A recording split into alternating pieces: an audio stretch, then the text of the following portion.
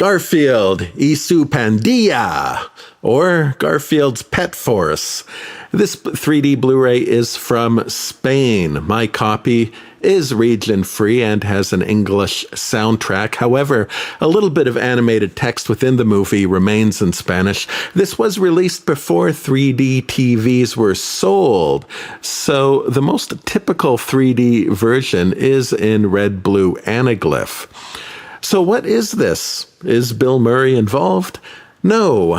While producing the live-action Garfield films starring Bill Murray, 20th Century Fox also produced 3 direct-to-video animated Garfield movies. Of that series, this was appropriately the 3rd film, as it's the first time we see Garfield in stereoscopic 3D. Its uniqueness for being the first Garfield movie in 3D led it to also being released theatrically in about 192 3D-capable theaters around the world, including Spain, presumably to take advantage of the popularity of 3D at that time. 2009. This appears to have paid off, as it is noted as being the most profitable of the direct-to-video series. Entirely written by Garfield's creator, the legend himself, Jim Davis, who still owned the franchise at the time. This video series has an odd fourth wall bending premise. Garfield and family are employed as actors by a studio who produced the Garfield comics, so it's something of a mock behind-the-scenes world. On top of that, we get an ahead-of-its-time multiverse story that in the present day feels like a satire of the current state of Marvel.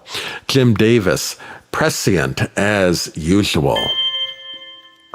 Seriously, though, Garfield the comic strip really was ahead of its time. It was the original Seinfeld. It was about nothing, largely revolving around its owner, John, who generally had nowhere to go and nothing to do, and occasionally got a little funny in the head in his isolation. A fascinating detour is to look up Garfield without Garfield, where someone took the original strips and simply erased Garfield, which shows a lonely John essentially talking to the air. It works very well, almost too well, as reading this can take you anywhere from feeling creepy to sad to a most horrific discovery: familiarity. This may even have been the original intention, as the strip was initially named John, until it was figured out that the cat was the star. Garfield comes from a very adult world, yet in toys and movies such as Pet Force is made entirely for the kids.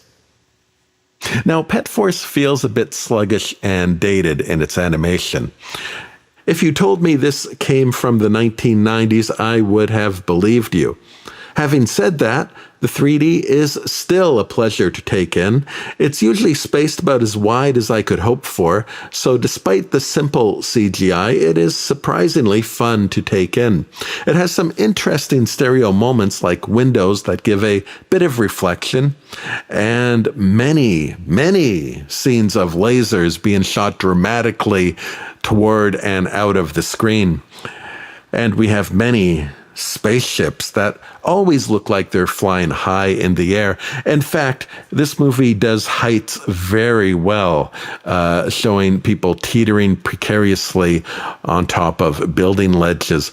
Our adventure is, though, a bit slow to start. There are several scenes of standing around and talking, and although still seen in fairly strong stereo, it does leave you to wonder if it's all going to add up to anything. I mean, how do you write an action movie starring a disinterested, lazy cat?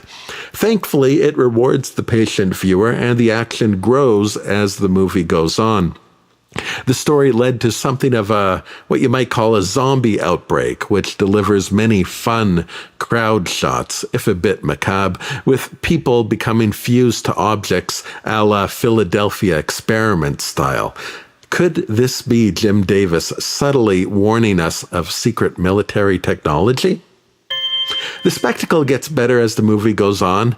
At one point, we get the entire town ripped to pieces in a sort of King Kong meets Katamari.